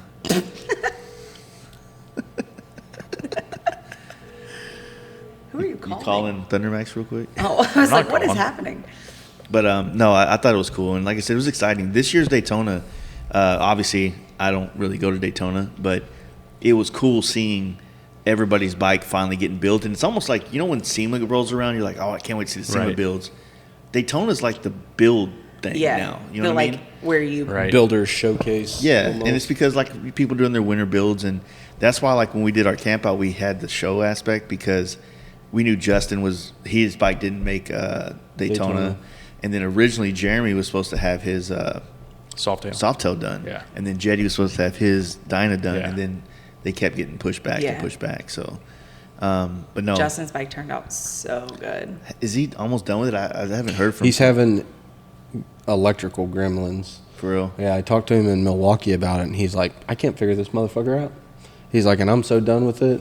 So it's off at the dealership trying to get it figured out. So it A won't run. Softail? Yeah, it won't run, Damn. is what he was saying. So Yeah, because I saw like some of the things that he had done to it, the custom parts, and Yeah. he was saying that he was going really understated with the paint, but like clean, like real Yeah. clean, and he did it. He did a build right. I mean, fucking split the cases, did the Right. Cerakote the right way, and Yeah. I don't know. I'm pretty excited to see it come out. yeah, me too. Yeah, and Jetty's Dyna, Yeah, Justin Kelly killed that build. Mm-hmm. He did so good. And the paint on that. Jeremy just does so good at like Yeah. everything he does is so good. yeah. I'm about to start charging for advertising. I agree. Yeah, You Just, should. You know, hey, $50 a show. Well, I mean, you're retiring from paint, so. I'm only retiring for Instagrammers. Oh, fair enough. I don't blame If you don't have my cell phone number, then I'm not painting for you. I'll get that before we leave. No, Wait. I just something I was telling you guys, like what I have to put on Instagram is because of all the messages I get about stuff, and if I'm on there like saying I'm not taking in work, but then I take in a job and it's publicized on Instagram, then you get people that hate you. You know what I'm saying? Yeah. Right. Talk shit. So I only want to paint for like a shop that's building something, Right. something for something, like a random dude, like, hey man, I just want to get my Road Glide painted. I'm like, man, it might be the best thing to ever be a part of, but Yeah, but I don't Pain want in the to. ass. I don't want to. Like, I have a very finite amount of time that I can spend painting bikes because of how much traveling and podcast shit we do. Right. So it's like I don't want to fill it up with a bunch of bikes that are never going to be at Daytona, never going to be at Sturgis. It's Yeah. going to be in somebody's garage that no one's ever going to see, and then it's just like, okay, well then. Yeah, but it's probably nice to be at a place where you can pick and choose what work you want to do. Yeah, I mean, trust me, it's a blessing, 100%. Yeah. Right. You know, but you know, it's I don't know. I just it gets overwhelming. You Well, know. you've worked 20 years to get to that point. Yeah, and I was trying to explain this to a guy the other night, drunken at a campsite. I'm like, I put around 20 to 30,000 miles of traveling on my motorcycle every year, on top of road trips in the Jeep. And the next thing you know, I got X amount of bikes to paint, 40 helmets to paint every year, and then 50 or 60 podcast episodes a year. It's like There's just only so much Jeremy's time. just painting bikes and helmets. Like, he's not doing a podcast. He does travel, but not like I Well, do. He's with cut his travels down substantially this year. Yeah. Well, plus he's moving. Yeah. You know, He's been so- moving for a Yeah, long time. Right, right. No, well, they're finally moving now. Yeah. I think out the VA. Yeah, he said he should be back up operational October 1. Yeah. That's good. So, yeah, Nice. yeah. He's doing some crazy Lamborghini. What's the SUV? I don't know. Ursa or some shit. Anyway, F-250. yeah, it's a Lamborghini It's a F-250. Lamborghini Destroyer. Yeah, yeah. But he's painting this crazy. I think I saw the picture in the chat. Yeah, thing. yeah. But I mean, you know, this is one thing I was talking to Poland one day about this, and he was asking me questions because he was working on his road glide. Mm-hmm. And then me and him talk every once in a while about his personal road glide and then photography a lot because he shoots a lot of his pictures for his helmets and stuff. And we were talking. I was like, hey, man, how many helmets did you do last year? And he said, I did about 80. And I'm like, fuck, I only did 40. And then he was like, well, it's like, he said, if I travel like you, I would never be able to get back into the groove of working. And I was like, fuck, you're right. Because when I do get in a groove, it's like, bam, I start knocking shit out. Things are growing good. Right. And then I'm gone, you know? And it's like, since Sturgis, I've still traveled a lot every weekend for some event or something going on. So it's like Monday through Friday is the only time I'm working. But then Friday, you know, we're actually leaving Friday. So it's Monday through Thursday, right. And then when I have a podcast on one of those days, it's like that day becomes setting up the shop and studio, going and getting beer, whatever they need, setting everything up. And so there's no work getting done. Well, you also just have your normal like day-to-day life Yeah. outside So you're of work. cutting down to 3 days work. Exactly. And Getting in you figure your first day is set up, Yeah. so you got 2 days of work. Yeah, and there's certain parts of like the paint process that once you start it, you have to see it through because you have to like seal it in and coat it. Like if I base coat a road glide and I'm going to lay out some graphics, I have to have those graphics and that thing in clear within a day. Right. So if I don't have 2 days back to back to work on it, I can't start it. I got to push it to the next week. Right. And then so you have a lot of like with me with all these different irons in the fire, it's hard to schedule it. So, you know, Jeremy can bang out a lot more work than I can. Right. You know what I mean? And it wasn't the case because, you know, 4 years ago when we were doing maybe 40 podcast episodes and not as much traveling, yeah, I'd do like 10, 12 bikes a year, 20, 30 helmets, and everything was good. But now that everything's switching, I mean, I was on a fucking road for a whole month. You know what I mean? It's like no paint got done that month. So, and that's just, I don't know. It's a mess. And Jeremy doesn't sleep. Yeah, he doesn't. He's a machine. Well, when he gets to Virginia, he's still with Homegirl, right? Yeah. So Carmen. he's gonna have a lot. He's gonna have to be home. Carmen every night. and the kids. Oh yeah, he's a daddy now. He's always been a daddy. Paint daddy. Yeah.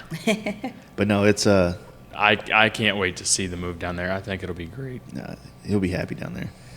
There's an ocean. Yeah, but There's there's more a lot of a scene police down there. There is. Yeah. Yeah, all Yeah, y'all there were is warning there us is a good about scene down there. that as soon as we got from North Carolina into Virginia, everyone's like, "Don't speed." They did raise that to where it's not a reckless op until I think 80. Yeah. So Yeah, we were like scared shitless going up there, Yeah. like worried about speeding, but we got away with everything. when I went down to buy the new Road Glide, I took like the old highway system home, and that turned into a killer trip. Mm-hmm. Yeah, running through like the old forest service roads and stuff. That was way better than running down the highways. Yeah, you'd have to go through West Virginia to get there, right? Yeah. Yeah. One day we're gonna do it. I gotta figure it out. Yeah. If you're gonna still do a 2-week deal, traveling to your furthest point and then coming back. Mm-hmm. But West Virginia, there's killer roads there. Yeah. Yeah. So Well, see, I was thinking about, if we do push our trip to like around Sturgis, then I might try to make Laconia next year. But We're not doing, this will be the first year in like 6 years Yeah. that we don't do Laconia this year. then the same thing is like also I love Born Free. The first year I was like, Second year I was like, okay. And then last year I was like, this is fucking fun. Yeah. right. And so now I like want to be there every year. And I don't know. It's like the Laconia, I think. same, like it's within a weekend apart usually. Well, this year is their like 100th anniversary Yeah, or something, that's so it's going to be Massive. stupid Yeah. busy. Like, it's going to be nuts. I've realized that I have to do East and West every year to be a complete human being and be happy. Right. Right? Because the year that we came and stayed at your house, we spent most of the year riding East. And I was like, fuck, I miss West. I miss the openness. I miss Yeah. just the mountains and all that shit. And then like being out there all year, I'm like, fuck, I miss New York. I want to go party in New York. Just never satisfied. I told her that I got the grass is greener syndrome all the time. See, now we haven't been out west yet, so I love it. we got to start moving that way. I love it, especially the Pacific Northwest. Idaho is the most slept on state in America, and I think it's probably got some of the best riding I've ever ridden in my life, and there's just the right amount of gentrification going on up there.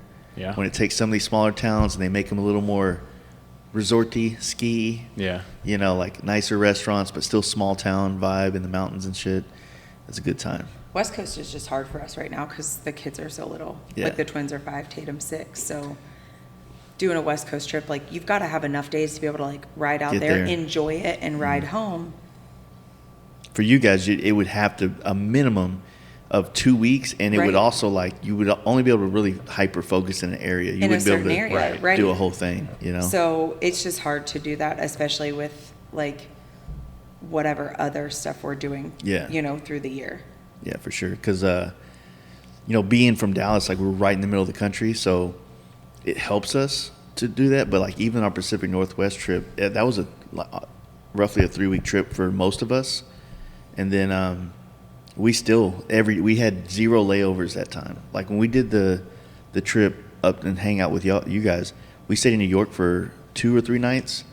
We stayed in Boston for 2 nights, and then I think that's the only places we had layovers, but we didn't have any on this trip. Every day was at least going to be a 150, 200-mile day somewhere. Right. So every day you're unpacking your bike, you're repacking your bike. Right. You know, that type of situation. And it gets old. You know, you just want to have that one day where you get there early and you know you're not having to take, like you can take everything off your bike, clean it, and then go have fun on it and know that the next day is another day you don't have to do anything as well. Right. So, I don't know. But yeah, you guys would have to, like, say, okay, we're doing a SoCal thing. We're staying in L.A., San Diego, and in that area. And then next time you're doing a NorCal thing. Right. Or, you know what I mean? Like, Or it's a ship bit- the bikes out, ride, and ride home. yeah, that's not a bad way to do it. That's what Danger Dan's been doing a lot. He would go Yeah. ride somewhere and then leave the bike and fly home and either fly back later and then ride it home Yeah. or have it shipped back. It's like he's Yeah. down in Ecuador right now, so he rode down there, Right. then left it, and then flew home for a couple weeks, and now he's back down there for a month, and he's working his way all the way down to like the bottom of Argentina. Oh, that's Dude, sweet. he's Yeah. nuts. He's wild. He's my hero though. Yeah. That dude's a fucking He's an animal. he's a national treasure for sure. So I don't know. What do you guys plan on doing? Like any other things you got planned? Like trips you want to do? Like you're not going to do Laconia? You got other plans or what? We don't typically do a whole lot of like set schedule until we get kind of past V-Twin, Okay. like in October. Then we kind of are able to sit down and figure out What? like if there are events that we're working and we kind of plan around that. Yeah. Like these are the events that we need to work at or whatever, so go from there. Yeah. Y'all do Daytona every year, right? Typically, yeah. Yeah. That is like y'all are on that cusp of like finally we got to go see some sunshine and not snow, right? Right. Yeah, I mean, Daytona's Just fun. not cold weather. Yeah. Like this year, I worked the full Daytona with Monty. So that's always fun. Yeah. How was that with you working at Monty, like dealing with all those Hell Yeah I would brothers? prefer to go to a rally and work with Monty than go to a rally and not work. Yeah. Working with Monty's super fun though, and we kind of have this like groove. He's got Pete that works with him like full time. He goes to every single rally now. It's fun. Pete's a blast. Yeah, he's a good But dude. they, you know, there's a system, and they don't need a third person except for like really like Daytona Spring and Sturgis are the big ones. But Pete and I even have like a system. Like Pete handles everything if I'm not there, and then when I'm there, I generally just talk to people. And then Pete Imagine talks to that. people and then as soon as like bikes come in, Pete moves all the bikes. Pete will prep all the bikes. Yeah. So Monty can legitimately just paint. Yeah. He goes, okay, what's next? What am I doing? What colors am I doing? Okay, cool. And then, you know, Pete will Yeah. bring the next bike in and prep it. And it's just kind of an assembly line that works really well, but it keeps Monty painting. Yeah, in the groove. And, you know, keeps both of us busy. It They works. complain because I'm a slave driver, but You just got to be somewhere where you're the boss. no, I'm really goal oriented. Yeah. So if you tell me, like, this is this is my goal for the rally. Yeah. Come hell or high water, we're going to meet the goal. Yeah, figure out how to get there. No, it's good. We were in the Jeep this year in Sturgis, and I would we would drive by, and I would try to look down there and see if there was a place I can kind of slide the Jeep in there to come say hi. But fortunately, everybody came out to the house that night. It was good to see everybody. Yeah. Yeah. That house was dope. I love having rich friends. Right? It's so awesome, especially when they like me. They're like, "Hey, man, Hey, you're not rich like us, come but stay here. Come hang out with us." I'm like, "Fuck yeah, I'm cool enough This to is hang the with rich best. people." Now those guys went, and all those guys are some really awesome dudes. They do a lot for the motorcycle industry as far as like being, giving shops opportunities to build Yeah. the badass bikes that they have. So I'll take it. Definitely. But no, it was cool, man. You guys came out. I didn't even know Monty was going to make it out. And then We didn't either. I didn't even know that you were working there. I think you might have mentioned something about it when I saw Yeah. you at the at Hoffman's At tent. Hoffman's tent, yeah. Yeah, that I don't know. I did miss not having my bike out there. I wish I did, but I had fun. Me and my wife, we went and did some cool shit afterwards. It was a good time. We didn't bring our bikes out there at all. And I mean, granted, I was with Monty, so like we literally just work. Yeah. But it did not, I didn't miss having a bike out there at all. Only because we were working though. Yeah, Like yeah. we opened up at 7:30, 8, Yeah. he started painting at 8 every day. And I think the earliest we shut down one day was, I think that night that we came there and we shut down at like 8:30. And that was the earliest we shut down. That was, Monty's the one that got me drinking fucking Jameson. And they bought a huge Sounds ass right. handle of the. Yeah, that was gone. It was gone. I was like, fuck. And I felt it too because I think me and one other dude stayed up till like 4 a.m. And we ended up having a really deep, serious conversation. And he took his shirt off, and so I took my shirt off. And I don't remember what, like it was. Did you do the Dutch rudder? Almost. I think he worked for, he was working at Corbin's booth or something like that. And he was staying at the house that night with us. And he kind of hit us with he was like, he came in kind of aggressive, like, I rode to Sturgis. And I'm like, cool. And this is the first time, because I've been that guy. I've been him. I've been the guy like, I rode here. All these fucking yuppies didn't ride. And it happened to be the only year I've ever driven to Sturgis and not actually brought a bike. And I'm Right. like, touche. Well, Well played. Yeah. You got me. Well, I drove to Sturgis. Uh-huh. Does that count? I flew to drove. Minneapolis and then drove. Well, actually, I rode. I didn't even drive. Oh, yeah. Yeah, that counts. I Yeah. drove. But I got Yeah. there Did you just, She was in her little Beetle. Yeah. in the travel car. Like a little Volkswagen Bug. Okay. So I left Monday. Tuesday at like 5 a.m. and I got to Sturgis like 10 p.m. Sturgis time. okay. It's like 17 You guys- hours or so. You guys are on a time zone, right? Like you're in the east? Yeah, we go through Yeah. 2 time zones to Yeah. get to Sturgis. Because the time zone's weird. It's like you guys are on it, but Nashville's still central. Central. Yeah. Yeah. Yeah. So I drove out on Tuesday. Adam flew out Thursday morning. He flew to Minneapolis and brought One of Curtis's truck and other trailers. truck and trailer. Mm-hmm. So then he and Grady Johnson drove the truck and trailer out on Thursday, and then Adam and I rode together in the Bug on the way home. Oh, that's cool. It was a good trip home. Do the Bugs still have like the little flower holder in it? No. They don't? Not that Not one. What year is yours? I don't know. It's our mom's. Oh, When those- 07, 08? When those Bugs first came out, it was like 99, something like that. yeah. They Late had like 90s. little flower. Mhm. Yes. Yeah, and it had a holders. daisy in it. A daisy, yeah, Yeah. that's right. Yeah. Yeah. I think it's like an 07 or 08 maybe. Okay. I'm I didn't really know they not still sure. made those things. I think we got home on like 2 tanks of gas.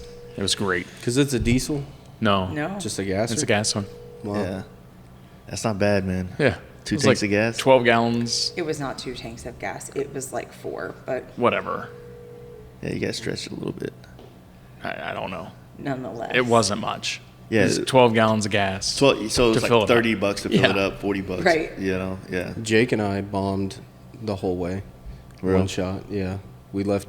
He got to my house at like 6 a.m. and we were in Kansas City by noon, and then we were pulling into. That's pretty good. Oh, yeah. Here to Kansas City? Oh, yeah. Did y'all do the drive home in one day too? Yep. We split the drive home to 2 days. We didn't leave Sturgis until like noon. Though. Oh no, we didn't. And why didn't we? Because we had to break down. Yeah. So we were like, and there was only 3 of us because we started with 4 guys. One of our guys ended up, his grandmother who had raised him, she passed away. So we had to fly him home for her funeral. And then it was just 3 of us. So we had to tear all of our shit down. So we ended up not leaving Rapid City until like noon. But we got to like North Liberty, right outside of Kansas City at like 10 o'clock. And we pulled over and we got this hotel, which was almost like staying at a Great Wolf Lodge. You ever seen one of those? So it was very like lodgy feel, but without the water park, right? Yeah. So we pull in, there's a wedding going on, like reception, and there's all these drunk people outside, and we're starving, but we got to check in, and then we're like, we'll run to Burger King or something. So we leave Burger King, come back, we split ways. I go to my room, he's down the hall, 7 or 8 doors, goes to his. So I like smash half this burger and fuck it, I'm done. Tired, going to bed. Well, at 1:30 in the morning, Jake calls me. And I'm like, what the fuck? I answer my phone. I'm like, yeah, dude, what's up? He goes, put your fucking shoes on, get out in the hall. And I'm like, okay, hold on. What's happening? Well, dummy me, I always have my gun, left it in the van. We're literally just sleeping, getting up the next morning. And there's a fucking wedding going on, dude. Like, I didn't feel threatened. I walk out of my room, no shirt on, Crocs and socks, fucking athletic shorts. And there's this dude and his chick fighting. And younger black guy, and he's like, I fucking gave this bitch everything. And he's like visibly shaken and drunk and who knows what else. And this little timid girl is like, she's crying, but he's like yelling in her face and shit. And I was like, Jake, like, fill me in. What the fuck are we doing out here? And there's all these people. Of course, they start coming out because everything's going on. Well, we end up escorting this kid away from this girl. And come to find out, this kid's 17. It was his girlfriend, her friend, and the friend's, like, challenged brother. He might have been, like, 14. He come up to Jake and he's like, hi. And Jake's, like, trying to deal with this angry kid.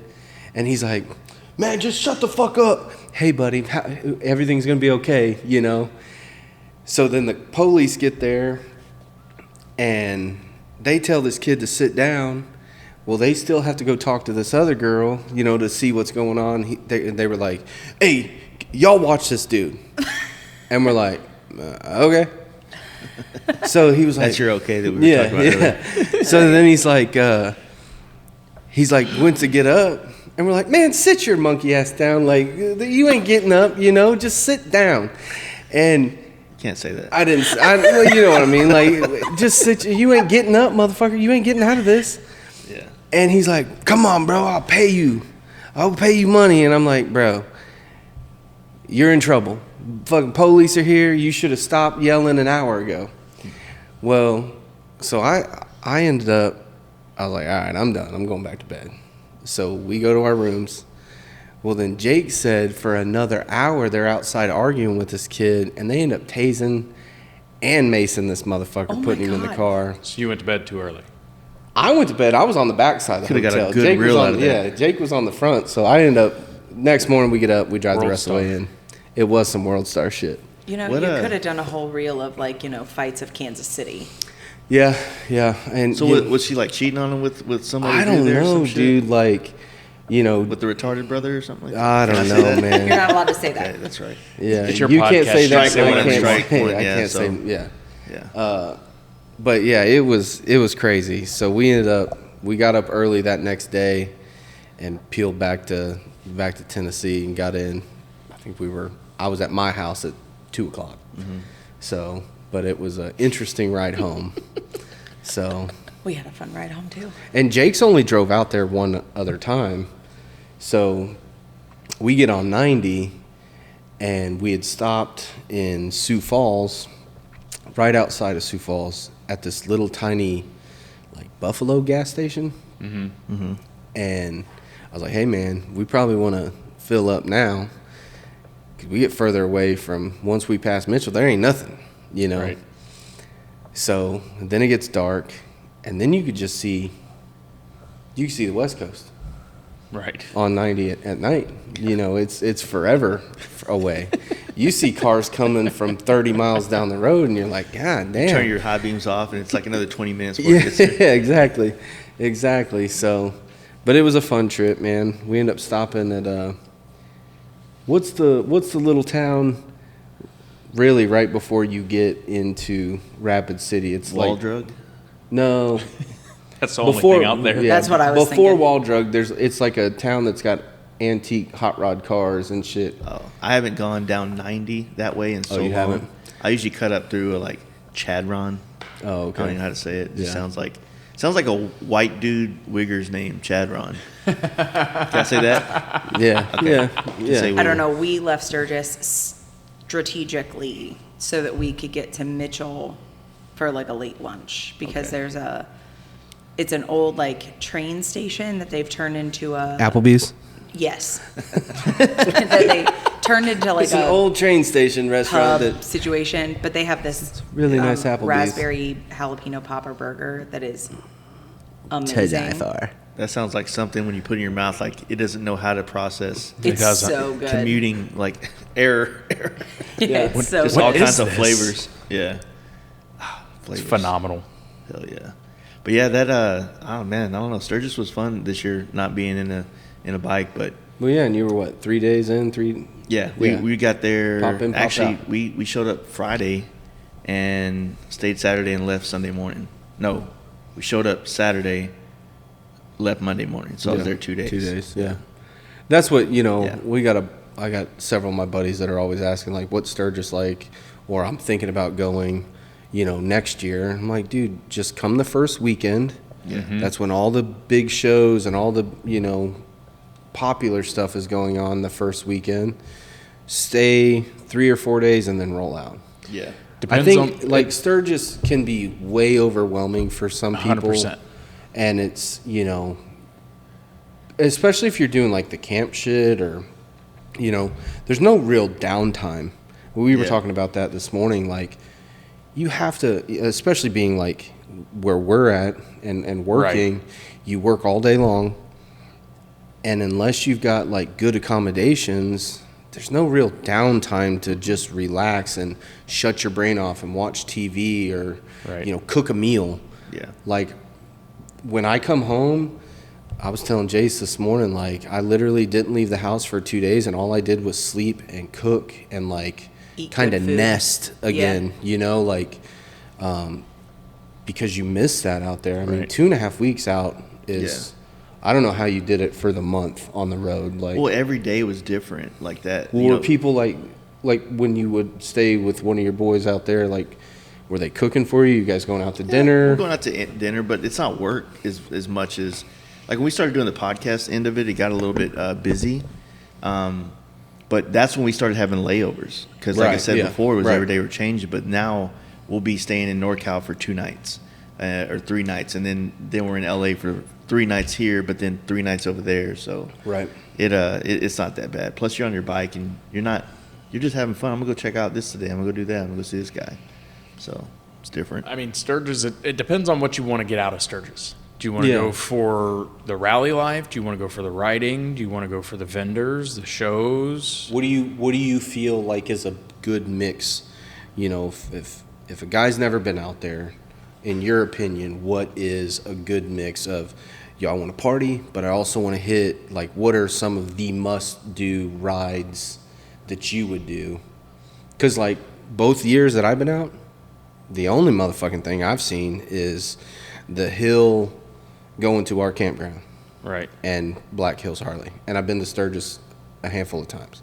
I haven't done any riding out there. Right. Yeah, that's what Jake and I were talking about.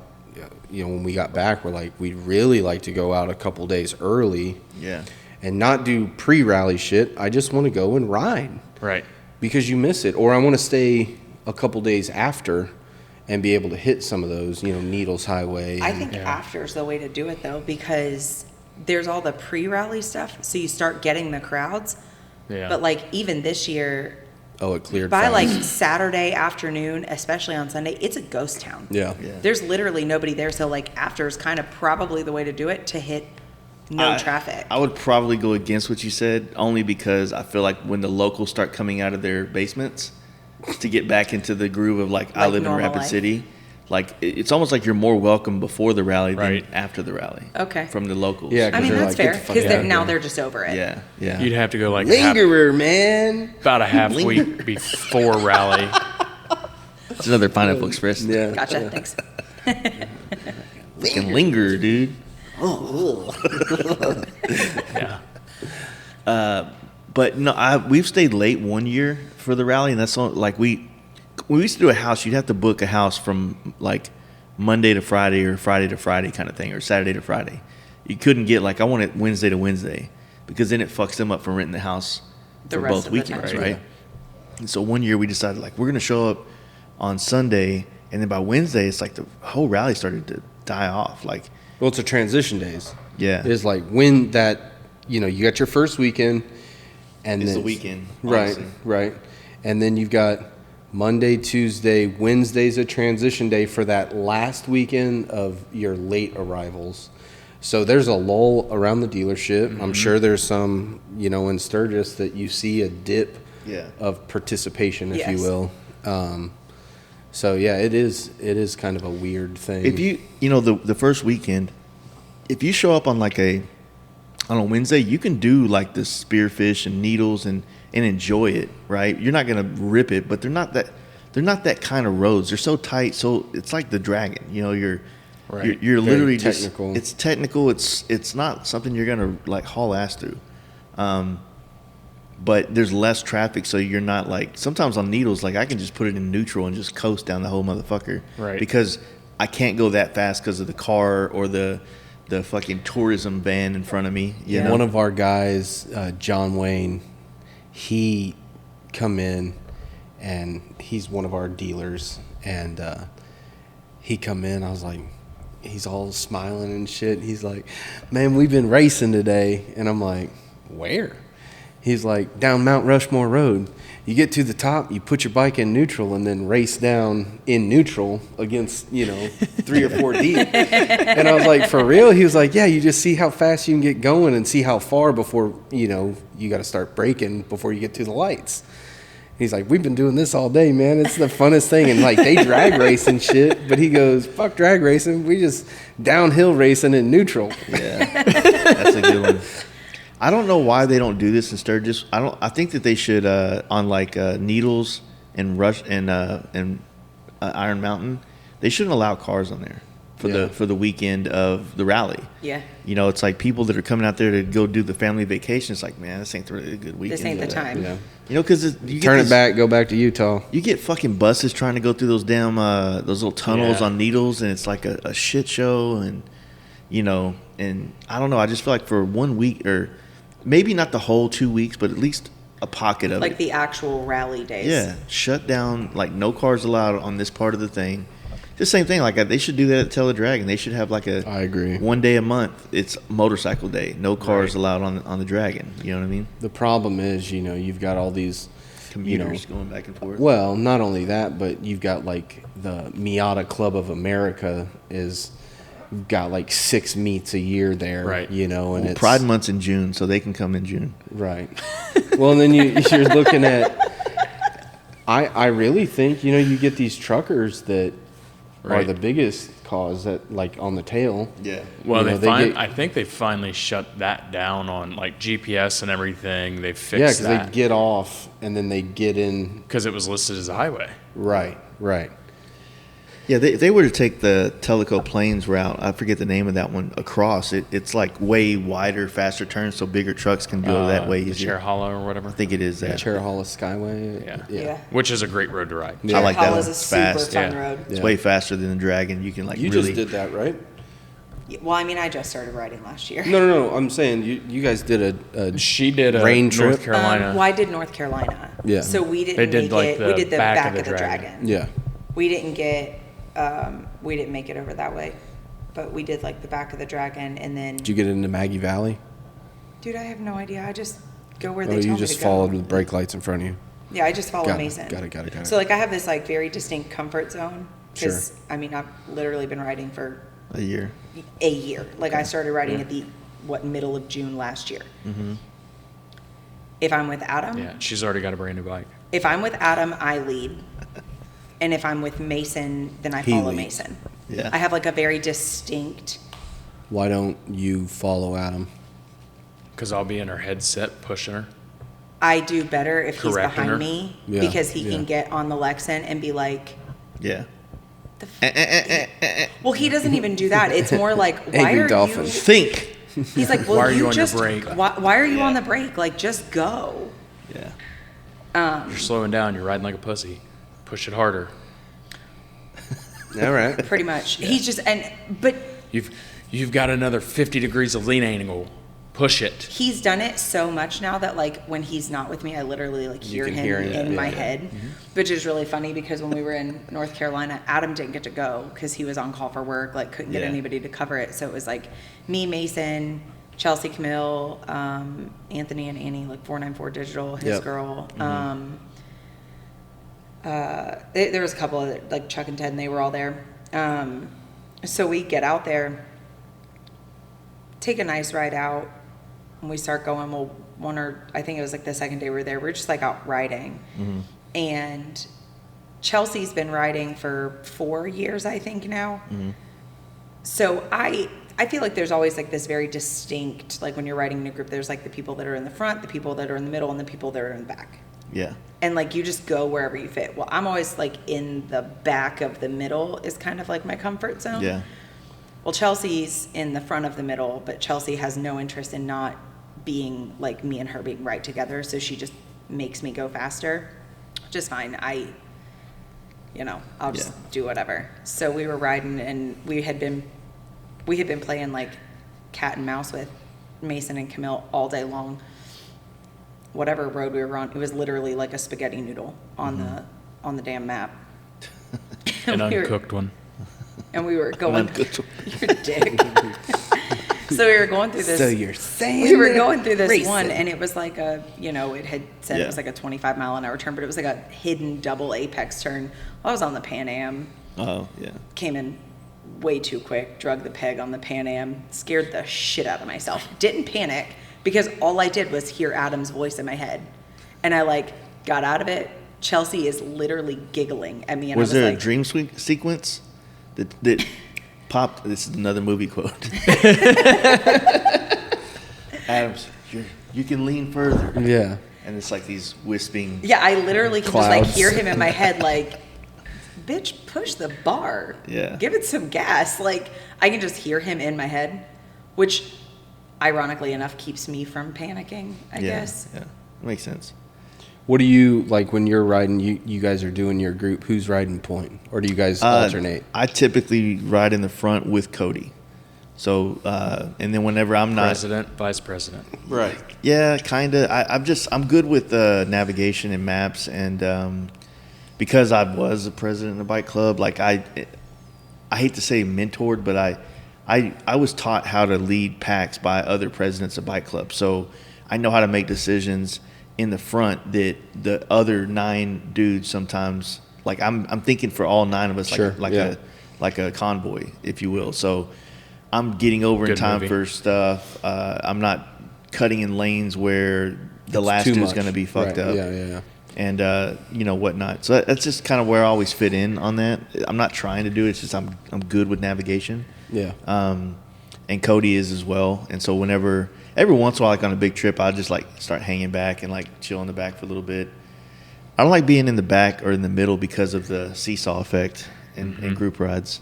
Because if I'm running 90, you're running 100, basically. Plus, Right. It seesaws in the middle. In the front, it's the only place that's smooth. Right. You know what I'm saying? Because if I set my cruise control at 75 and you set yours, eventually you'll run into me, or Right. you'll start gapping or something Yeah. like that. Yeah. Big gaps. So it's weird. There's science in there. Science. If Bill Nye could do something with this, If he figure could. that out. or MythBusters. One or Get the other. vaccinated.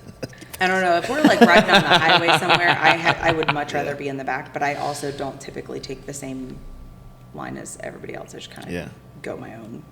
I'll stay right with you. Just I'm gonna do my own thing. There's a bit of like when we were riding through New York and stuff. It was rough being in the front because it was hard to make decisions for everybody to also. It's so quick. It's so quick. You have to be on your toes. Yep. And so there was a lot of separation going on with us or running lights because we were trying to stay together. Yeah. Because we did the Lincoln Tunnel to get onto Manhattan Island and then just like a couple streets over and then jump on the Queensboro Bridge. So we were, quick on the island, but even then it was a shit show trying to get through there. Right. Everybody's got to ride like New Yorkers there. Yeah, and there's we're a lot of us are on baggers, so we can't just split. The lanes are so tight as they are. Yeah. On the Well, you just got to not care about hitting cars with your bike. That's a thought. And I mean, fortunately, you know a guy that paints. Yeah, but man, I leave when Fixing I fuck my 9 shit bikes. up. I leave it alone. It just stays fucked up. When Right. I dropped my other Road Glide, the first paint job it had on it. I remember me and Steve were riding up to the Clems stuff, and I dropped my bike because we were on these fucking boulders trying to climb a hill in Sturgis. Yeah. And it fell over, and I just looked at it, and I looked at Steve and was like, can you come get this and just ride it up there for me? Like, my feet aren't long enough to touch the ground, and we're running over these big-ass rocks, and it's slow up the hill. I was like, I'm fucking over it. And then it scratched all the left side of my bike up. And I still have those tins that's scratched up on the wall. It's like me on the Pan Am. I got little legs. Yeah. Lieutenant Dan. Yeah, on their way out of Seen town. that Forrest one. Gump. I've Yeah, there seen you that go. one. On their way out of town for North Carolina, she pulls up for me to do something. Oh, fix her lexin on her helmet. She pulls up. I was like, huh. She had just dropped the bike pulling out of the neighborhood, and she had scratched the right fork tube and curled the front brake lever. It's like, fuck. So I have really little legs. I'm like 5'4" on a tall day. Yeah. Pan Am's not a Pretty short tall, people yeah. bike, and we were pulling like out of the gas station. Like it's like at the very front of our neighborhood. You can like pull right, and then you have to make like an immediate U-turn. Mm-hmm. There was a car coming in, acted like they were going to pull in that entrance, so I just scooted up to get out of their way. Well, at the last minute, they changed their mind. I was right on the curb, and I went to put my foot down, and there was nothing for me to put my foot down. Oh, that's another 6 inches. So I literally just She stepped wishes. off the bike. And I'm like on the phone with him the whole time. I stepped off the bike, just keep talking. And Camille was with us, and he goes, all I can hear is him yelling, hold on, I'm coming, Lauren, I'm coming. I will say that bike has great crash protection from the factory. Yeah. And y'all found out? I mean, that's how I broke my foot. Yeah. So, yeah. But, Pan America Destroyer. yeah, it's on the front of it. Thanks, Monty. Yeah, that was a cool little vibe, too, when y'all did that last year in Sturgis. Yeah. It Yeah. pissed the ADV world off. Fuck them. Well, They're mad that. at Harley anyway for Yeah, coming out of last their year world. at Sturgis, he did the Pan Am and the Sporty. That'd be fun. yeah. Well, it's been fun, guys. Yeah. Thanks for having It's us. been real, it's been fun. Finally. Finally. Yeah. We did an hour and 45 minutes here. Yeah, we'll make our way down to Texas and do it again. Yeah, the studio's wild, man. So Yeah. we'll definitely have meth. Yes. If you want to, Perfect. Man. show It'd be us how like to being do at it. home. Yeah. You boof it. Boof it. Dude, we're yes. going to boof it on the podcast. Use it with a straw. New boof goofing. That'd be fun. I dig that. New boof goofing. That's a t-shirt. That's It's a going to be a Thundermax tattoo. t-shirt. Oh, yeah. But no, I appreciate it, guys, and all the hospitality you've given me and the friends over the years and whatnot. Anytime. It's Doors always appreciated. open for most travelers. Most travelers. Be And cool. their back door's broken, so Always. The front door's never locked. I it's like. Ohio, I got to say Keys this. are usually in the vehicles, too. I love staying with all the North friends I have because they have basements, and we don't have basements in Texas. So we just there's this whole other extra house Yeah. down below. Underneath. Underneath. In And a it's cave. like, It's always I wanna- cool. Like, I never had that friend growing up where the basement was for the kids kind Right. of thing.